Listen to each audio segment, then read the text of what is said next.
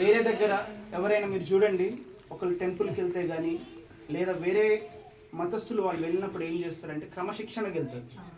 బయట చెప్పులు విడిచేసి కాళ్ళు కడుక్కొని వెళ్తారు. ఎందుకంటే వాళ్ళు భక్తి పరంగా ఉన్నప్పుడు అట్లుంటుంది.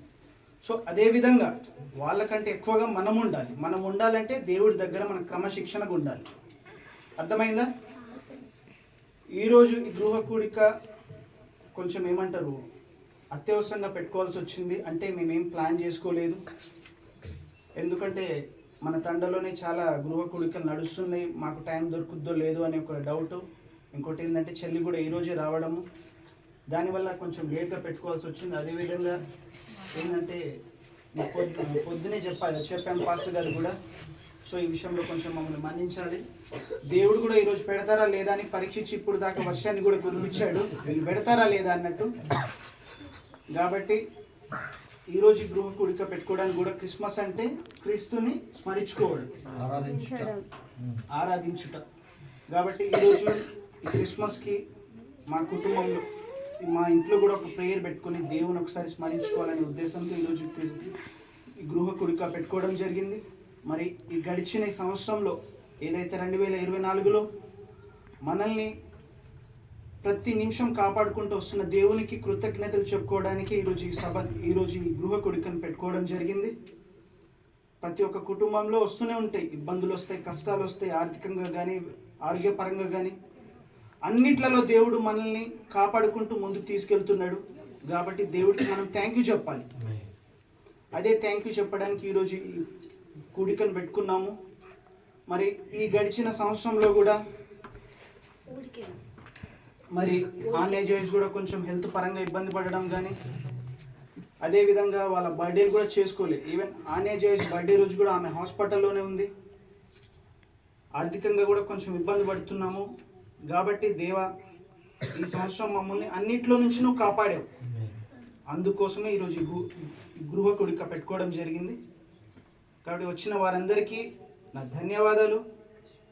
మరి మన తండలో కూడా ఎంతమంది ఉన్నారు దేవుని అనుకున్న కుటుంబాలు? 24 మంది ఉన్నారు. 24 మందిలో ఇప్పుడు 24 కుటుంబాలు ఉన్నాయి. ఈరోజు ఎన్ని కుటుంబాలు వచ్చాయి ఇక్కడికి? 5 కుటుంబాలు. మరి మనకు బయట ఎన్ని గొడవలున్నా, ఎన్ని కోపాలున్నా, ఏదున్నా అది బయట వరకు. కానీ ఒక్కటే మనం గుర్తుపెట్టుకోవాలి, దేవుని నమ్ముకున్న వాళ్ళము ఐక్యంగా ఉంటేనే ముందుకెళ్తాం. ఈరోజు రామకోటి తండాలో 150 కుటుంబాలు ఉన్నప్పుడు 25 కుటుంబాలను మిగతా 125 కుటుంబాలు ఆదర్శంగా ఉండేటట్టు మనం చూసుకోవాలి. అది దేవుడి దగ్గర మాత్రమే. మనకి ఏదున్నా మనం బయట చూసుకోవాలి. కానీ దేవుడి దగ్గర అన్నప్పుడు అందరూ ఐక్యంగా ఉండాలనేది నేను కోరుకుంటున్నా.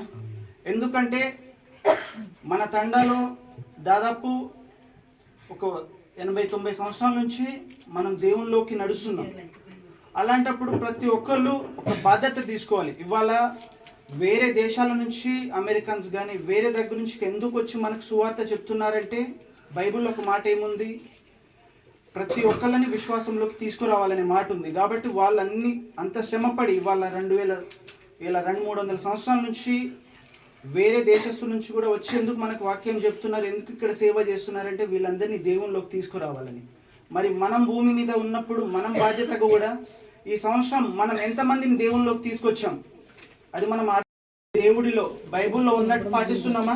ఇక్కడ ఎంతమంది దేవుణ్ణి నమ్ముకొని బైబుల్లో ఉన్నట్టు బాప్తిసం తీసుకున్న తర్వాత మారు మనసు పొంది అదే విధంగా ఉన్న వాళ్ళు ఎంతమంది ఉన్నారు? చేతులు లేపండి.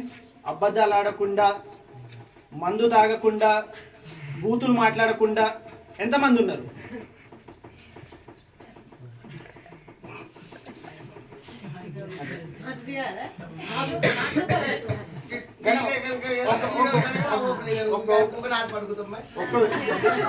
నేనేమంటున్నా,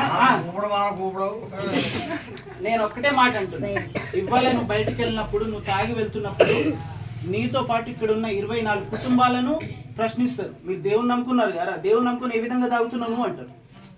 వాళ్ళు ఏమంటున్నారు? నువ్వు దేవుడిని నమ్ముకున్నావుగా అంటారు. వాళ్ళే ఏమంటున్నారు? నువ్వు దేవుడు అంటే, దేవుడు అంటే ఎవరు? యేసు ప్రభు. వాళ్ళే అంటారు కదా దేవుడిని నమ్ముకున్నావని. దేవుడిని నమ్ముకున్నప్పుడు ఏ విధంగా తాగుతావు నువ్వు? ఎవరు మామానే కాదు, ప్రతి ఒక్కరు మనం తప్పు చేస్తున్నాం, కానీ ఎంతవరకు మనం జాగ్రత్తగా ఉంటున్నాం? ఎందుకంటే బయట ఇవాళ నువ్వు బూతులు మాట్లాడినా ఏది చేసినా ఏమంటారు, నువ్వు దేవుడు నమ్ముకున్నావు కదా, ఎట్లా తింటున్నావు ఎట్లా తాగుతున్నావు అంటారు. అంటే మనం దేవుడు నమ్ముకున్నామంటే అంత బాధ్యతగా ఉండాలి. వాళ్ళే అంటున్నారు నువ్వు ఒక మంచి పొజిషన్లో ఉన్నావు, అంటే మంచి దేవుడు నమ్ముకున్నావు కదా, ఎందుకు ఈ తప్పు చేస్తున్నావు అని వాళ్ళే నేను క్వశ్చన్ చేస్తున్నారు. అవునా కదా? కాబట్టి నమ్ముకుంటే పూర్తిగా నమ్మండి, లేదా వెళ్ళిపోవాలి. కానీ వేరే వాళ్ళకి మనము వేలెత్తి చూపించేటట్టు మనం చేసుకోవద్దు. ఇది ఒక్కటే రిక్వెస్ట్. నేనైనా సరే, నేను నా తప్పులున్నా నేను మార్చుకోవాలి. నేను ఏదైనా గొప్పగా చెప్పినా, రేపు నేను తప్పు చేసినా దానికి ఫలితం బైబిల్లో ఏముందో అదే నేను అనుభవిస్తాను. కానీ ఉన్నది ఒక్కటే చెప్తున్నాను, మనం ఉన్న దాంట్లో ఎంతవరకు నిజాయితీగా ఉన్నాము, ఎంతవరకు బైబిల్ని పాటిస్తున్నాము, ఎంతవరకు వేరే వ్యక్తులకు దేవుని గురించి చెప్తున్నాము, ఇవన్నీ మనం జాగ్రత్త పాటించాలి, జాగ్రత్తగా చేయాలి. అర్థమైందా? ఇవాళ అదే నేను చెప్దాం అనుకున్నాం. ఎందుకంటే మనం ఇవాళ తండలో ఒక ఆదర్శంగా ఉండాలి. మనకున్న బాధ్యత చాలా పెద్దది. ఎప్పుడైనా సరే మంచి వాళ్ళకి కష్టాలు వస్తాయి. మంచి పని చేయాలంటేనే కష్టాలు, ఒక చెడు పని చేయాలంటే వెంటనే అవుతుంది. కానీ మంచి, ఇప్పుడు చెడు తొందరగా వెళ్తుందా, మంచి తొందరగా వెళ్తుందా? మంచి లాస్ట్కి వెళ్తుంది, కానీ మంచి గెలుస్తుంది. అంటే మంచి చేయాలంటే ఓర్పు ఉండాలి, సహనం ఉండాలి, ఓపిక ఉండాలి. కాబట్టి మనకున్నది పెద్ద ప్రాజెక్ట్ ఏంటది? మన చర్చ్ నిర్మించుకోవాలి. ఇప్పుడు తండలో వేరే వాళ్ళు గుడి కట్టారు, దానికి 8, 9, 10 సంవత్సరాలు కట్టుకున్నారు. తండలు ప్రతి ఒక్కరు నవ్వారు, ఏంది ఇంతమంది కూడా ఒక గుడిని చక్కగా కట్టుకోలేదండి. అలాంటి వాళ్ళు రేపు మనం క్వశ్చన్ చేయొద్దు. అంటే మనం అందరం బాధ్యతగా ఉండాలంటున్నా నేను. చర్చ్ విషయంలో కానీ అన్ని విషయాలలో మనం బాధ్యతగా ఉండాలి, ప్రేయర్ చేయాలి. వచ్చే 2025 సంవత్సరంలో 2025 అనేది కూడా ఒక మంచి మనకి ఏమంటారు, మన ఫ్యాన్సీ నంబర్. అంటే 25 డిసెంబరు 2025 కల్లా మనకి చర్చ్ కావాలి. దాని గురించి ప్రార్థన చేయాలి, అందరం ఐక్యంగా ఉండాలి. మొదట అందరూ ఐక్యంగా ఉంటే వేరే వాళ్ళు మనల్ని ఆదర్శంగా తీసుకోవడానికి ఉంటారు. అంతేనా నిజమా? కాబట్టి ఒకటే, మనకున్న బాధ్యతలు చాలా పెద్దవి. ఇంకోటి ఏంటంటే మన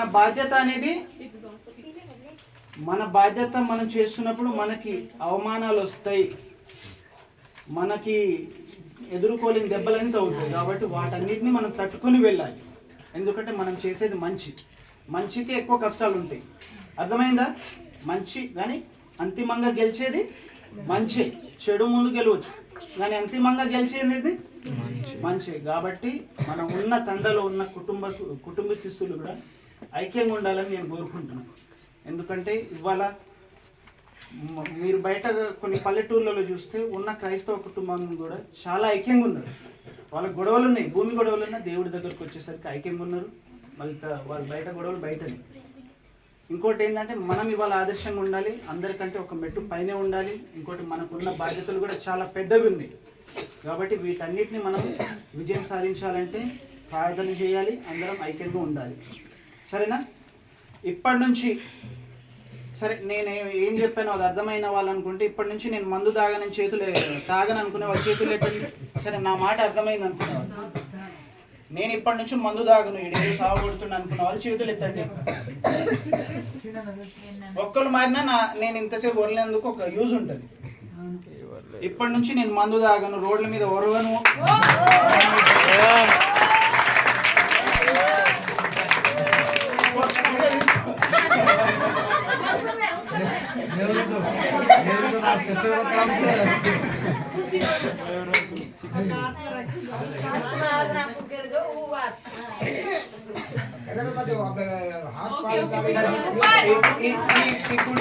ఒక్కళ్ళు మారినా ప్రతిరోజు ఒక కూడిక పెట్టుకుందాం, ప్రతి ఒక్కళ్ళు మనం మార్చుకుందాం. కాబట్టి ఈ కూడికకి నువ్వు ఒక విలువ ఇవ్వాలంటే నువ్వు ఎత్తిన చేయికి కట్టుబడి ఉండాలి. ఉంటావా? హల్లెలూయా, హల్లెలూయా, హల్లెలూయా. సరే, ఆరాధనలోకి వెళ్దాం. చిన్న సమయం ఇచ్చినందుకు మీ అందరికీ కృతజ్ఞతలు. అదేవిధంగా మరి ఓనమామ కూడా ఇవాళ బయట మనము చూస్తుంటే పాస్టర్లు కానీ రాబోయే రోజులలో క్రైస్తవులు చాలా ఇబ్బందులు ఎదుర్కొంటారు. ముఖ్యంగా మీరు సోషల్ మీడియా చూసినా, కొన్ని ఫేస్బుక్ వాట్సాప్లలో క్రైస్తవులను బాగా టార్గెట్ చేస్తున్నారు. ఇవాళ రాజకీయంగా వాడుకుంటున్నారు, గొడవలు పెట్టడానికి వాడుతున్నారు. అంటే క్రైస్తవులను డామినేట్ చేయాలనే విధంగా ఈరోజు ఉన్నారు. కాబట్టి మనం జాగ్రత్తగా ఉండాలి. అదేవిధంగా మనకున్న పాస్టర్ గారిని కూడా మనం గౌరవించుకోవాలంటే ఆయన దీనికే కట్టుబడి ఉండాలి. ఆయన వ్యవసాయం చేసుకుంటూ కూడా దేవుడికి ప్రతి ఆదివారం టైం ఇస్తుంది. చాలామంది రారు గుళ్ళకు, చర్చికి రారు. ఆయన కూడా ఎన్ని పనులున్నా ఓనమామ ప్రతి ఆదివారం ఆయన చర్చిలో ఉంటాడు. కాబట్టి ఒకసారి మామ కోసం అందరు గట్టిగా తీసుకెళ్ళాలని కోరుకుంటున్నా. అదేవిధంగా మనకు సపోర్ట్ చేస్తున్న నాచారం బాపిస్ట్ చర్చ్ వారికి కూడా మనం కృతజ్ఞతలు చెప్పాలి. ఎందుకంటే ఒక మనిషి ఒక 10 నిమిషాలు టైం ఇస్తాడేమో, కానీ ఒక రోజు మొత్తం టైం ఇచ్చి వాళ్ళందరూ ఒక టీం రావాలంటే మామూలు మాటలు కాదు. ఎందుకంటే మనం ఇంట్లో నుంచి వెళ్ళాలంటే ఒక టీం లాగా రావాలంటే అది చాలా కష్టమైన పని. ఒకరు బాధ్యతగా తీసుకొని దాన్ని ముందుకు నడిపిస్తేనే వెళ్తారు. అలాంటి వాళ్ళు మనల్ని ప్రేమించి వస్తున్నారు కాబట్టి వాళ్ళకు కూడా నేను కృతజ్ఞతలు చెప్తున్నా. మరి మన రాంకోటి తండలో మన చర్చ్ వాళ్ళం, మనం క్రైస్తవులం అందరికి ఆదర్శంగా ఉండాలి. అదే నా కోరిక. అదేవిధంగా మనం ముందుకు నడుద్దామని నేను కోరుకుంటున్నాను. ఈ సమయం బిజీ షెడ్యూల్లో కూడా ఒక 4 years BTH కోర్స్ చేయడం అనేది మామూలు మాటలు కాదు. ఎందుకంటే ఆమె కుటుంబానికి సమయం కేటాయిస్తూ అదేవిధంగా దేవుడిలో నేను గ్రాడ్యుయేట్ చేయాలని చెప్పి అక్క BTH చేసింది. మరి అక్కకి అందరూ ఒకసారి గట్టిగా చెప్పండి. ఒక వ్యక్తి పని చేయాలంటే దాని మీద ప్యాషన్ ఉండాలి. అంటే ఈ పని మనం చేస్తున్నామంటే ఒక రోజు 2 రోజులు కాదు, ఇది 4 సంవత్సరాల పని. మరి అక్క కూడా అదేవిధంగా గ్రాడ్యుయేట్ BTH తీసుకొని అన్నిట్లలో కూడా ఫస్ట్ ప్రైజ్ వచ్చిందంటే అక్క అంత కాన్సన్ట్రేషన్గా అంత ప్యాషన్గా ఆ కోర్స్ అనేది తీసుకుంది. కాబట్టి ఇవాళ కూడా అక్కని ఎందుకు పిలుస్తున్నామంటే అక్కకు అర్హత ఉంది.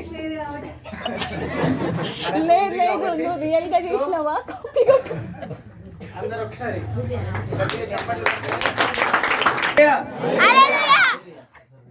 ఈరోజు వేరే దగ్గర ఎవరైనా మీరు చూడండి, ఒకళ్ళు టెంపుల్కి వెళ్తే కానీ లేదా వేరే మతస్థులు వాళ్ళు వెళ్ళినప్పుడు ఏం చేస్తారంటే క్రమశిక్షణకి వెళ్తారు. బయట చెప్పులు విడిచేసి కాళ్ళు కడుక్కొని వెళ్తారు. ఎందుకంటే వాళ్ళు భక్తి పరంగా ఉన్నప్పుడు అట్లుంటారు. సో అదేవిధంగా వాళ్ళకంటే ఎక్కువగా మనం ఉండాలంటే దేవుడి దగ్గర మన క్రమశిక్షణగా ఉండాలి. అర్థమైందా? ఈరోజు ఈ గృహ కూడిక కొంచెం ఏమంటారు అత్యవసరంగా పెట్టుకోవాల్సి వచ్చింది. అంటే మేమేం ప్లాన్ చేసుకోలేదు. ఎందుకంటే మన తండలోనే చాలా గృహ కూడికలు నడుస్తున్నాయి. మాకు టైం దొరుకుద్దో లేదో అనే ఒక డౌట్. ఇంకోటి ఏంటంటే చెల్లి కూడా ఈరోజే రావడము, దానివల్ల కొంచెం లేట్గా పెట్టుకోవాల్సి వచ్చింది. అదేవిధంగా ఏంటంటే పొద్దునే చెప్పాను పాస్టర్ గారు కూడా. సో ఈ విషయంలో కొంచెం మమ్మల్ని మన్నించాలి. దేవుడు కూడా ఈరోజు పెడతారా లేదా అని పరీక్షించి ఇప్పుడు దాకా వర్షాన్ని కూడా కురిపించాడు, వీళ్ళు పెడతారా లేదా అన్నట్టు. కాబట్టి ఈరోజు గృహ కూడిక పెట్టుకోవడానికి కూడా క్రిస్మస్ అంటే క్రీస్తుని స్మరించుకోవడం, ఆరాధించుట. కాబట్టి ఈరోజు ఈ క్రిస్మస్కి మా కుటుంబంలో మా ఇంట్లో కూడా ఒక ప్రేయర్ పెట్టుకొని దేవుని ఒకసారి స్మరించుకోవాలనే ఉద్దేశంతో ఈరోజు ఈ గృహ కూడిక పెట్టుకోవడం జరిగింది.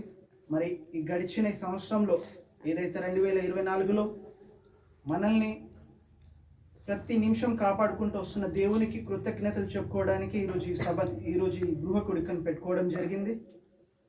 ప్రతి ఒక్క కుటుంబంలో వస్తూనే ఉంటాయి ఇబ్బందులు, వస్తాయి కష్టాలు, వస్తాయి ఆర్థికంగా కానీ ఆరోగ్యపరంగా కానీ. అన్నిట్లలో దేవుడు మనల్ని కాపాడుకుంటూ ముందుకు తీసుకెళ్తున్నాడు. కాబట్టి దేవుడికి మనం థ్యాంక్ యూ చెప్పాలి.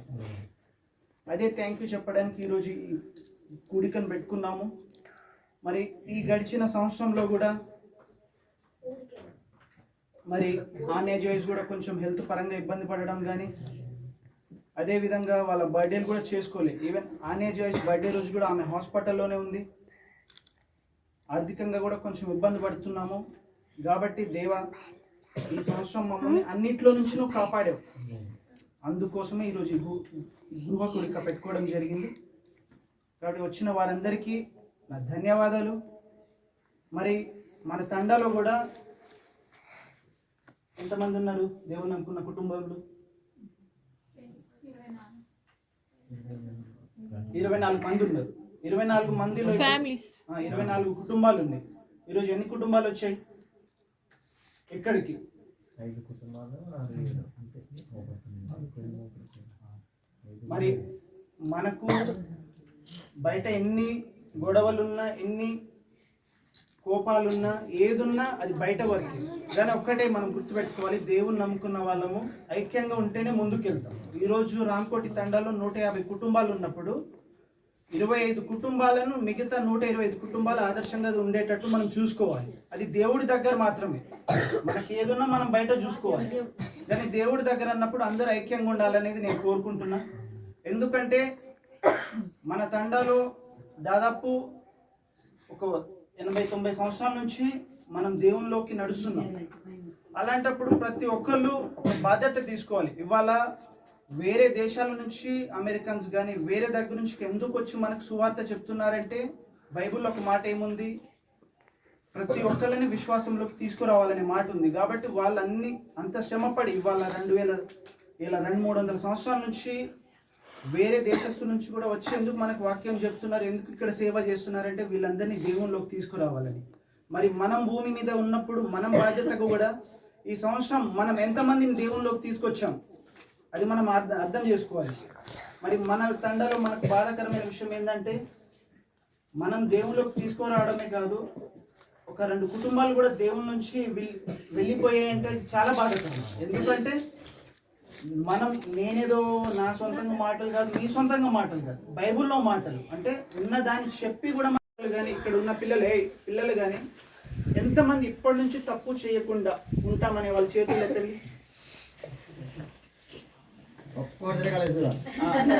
అది చేతులు ఎట్టారు బిచ్చనానా కాదండి.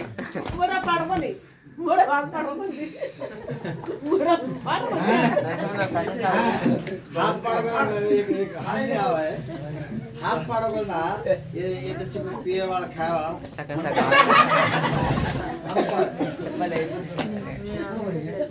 हनु काटो विश्वास काय रे तो पाड़ोगे तो కాబట్టి దయచేసి మనం తెలిసి తప్పు చేయొద్దు. తెలియక ఉన్న వాళ్ళని మనం తెలిసి తప్పు చేయొద్దని నేను కోరుకుంటున్నాను. వచ్చే సంవత్సరం దాకా అందరం ఇంకా దేవునిలోకి ముందుకు రావాలి, అన్ని రంగాల్లో మనం ముందుకు రావాలని నేను కోరుకుంటూ మీ అందరి కోసం నేను ప్రేయర్ చేస్తున్నాను. మా అందరి కోసం మీరు ప్రేయర్ చేయండి. వచ్చిన కుటుంబ సభ్యులకి, మన రామకోటి తండ క్రైస్తవ కుటుంబ సభ్యులందరికీ నా హృదయపూర్వక ధన్యవాదాలు. చెప్పి కూడా మనం ఎందుకు విఫలమవుతున్నాం అది మనం అర్థం చేసుకోవాలి. ప్రతి ఒక్కరు మనం బాధ్యతగా తీసుకొని ముందుకు నడవాలి. ఈ 2024 సంవత్సరంలో నేను ఒక వేరే అన్యస్తులకు నేను దేవుడి గురించి చెప్పానని మీరు ఎంతమంది చెప్తారు? మీరు ఎంతమందిని ఈ సంవత్సరంలో దేవునిలోకి తీసుకొచ్చారు? చేతులు లేపండి. దేవునిలోకి ఈ సంవత్సరం మీరు దేవుణ్ణి నమ్ముకోండి, మీకు నిజమైన దేవుడు యేసు ప్రభు అని మీరు ఇక్కడ ఉన్న వాళ్ళ ఎంతమంది చెప్పారు? వేరే వాళ్ళకి చెప్పావా? ఎవరు చెప్పావు? చెప్పావా? కిట్టికి ఒకసారి క్లాప్స్ ఇవ్వండి. ప్రతి ఒక్కళ్ళు ఇది నా స్వార్థం లేదు, నేనేదో గొప్పగా చెప్తున్నాను, నా మాటలు కాదు, నేనేదో నా మాటలు చెప్పట్లేదు. కానీ మన తండలో 25 కుటుంబాలు ఐక్యంగా ఉంటే వేరే వాళ్ళకి మనం ఆదర్శంగా ఉంటాం. మన దగ్గర ఏమైనా ఉండొచ్చు, మనకి గొడవలు కానీ కుళ్ళు కుటుంబాలు ఇవన్నీ ఏదైనా బయట వరకు, కానీ దేవుడికి దగ్గరకు వచ్చేసరికి మనం ఐక్యంగా ఉండాలి. ఎందుకంటే ఇవాళ ఈ గృహ కుడికి అన్నప్పుడు 5-6 కుటుంబాలే కాదు కదా, వచ్చిన 25 కుటుంబాలు ఇక్కడ కూర్చుంటే వేరే వాళ్ళకి మనం ఆదర్శంగా అవుతుంది. కాబట్టి మన తండలో ఉన్న వాళ్ళం మనం క్రైస్తవ కుటుంబాలు ప్రతి ఒక్కరు బాధ్యత తీసుకోవాలి. ఎందుకంటే దేవుళ్ళలోకి రావాలంటే మనం ఏం పండగలు చేసుకోవాలి, ఏటపోతులు కోయాలి, లేదంటే గుళ్ళు కట్టాలని ఎవరికి మనం చెప్పట్లేదు. ఇవాళ మనం దేవుడి దగ్గర తీసుకురావాలంటే ఎవరైనా ఒక్కటే మనం చెప్తాం, నువ్వు బైబిల్ నమ్ము, బైబిల్లో ఉన్న మాటలు నమ్ము, నిజమైన దేవుడు యేసు నువ్వు నమ్ముకుంటే నీకు తప్పకుండా స్వస్థత అనేది జరుగుద్ది, ఆర్థికంగా కానీ ఆరోగ్యపరంగా కానీ. కాబట్టి మనకున్న బాధ్యత, ఈ భూమి మీద మనకున్న బాధ్యత ఏంటంటే మనతో ఉన్న వాళ్ళని దేవుళ్ళలోకి తీసుకొని రావాలి. ఇవాళ కొన్ని 100 కిలోమీటర్ వేల కిలోమీటర్ నుంచి కూడా ఇక్కడ ఎందుకు వస్తున్నారు వేరే వాళ్ళు? అమెరికన్స్ ఎందుకు వస్తున్నారు మన దగ్గరికి? కాబట్టి ప్రతి ఒక్కరు మనం బాధ్యతగా దేవుడి విషయంలో మనం జాగ్రత్తగా ఉండాలి, బాధ్యతగా ఉండాలి. అదే విషయం నేను చెప్పదలుచుకుంటున్నాను.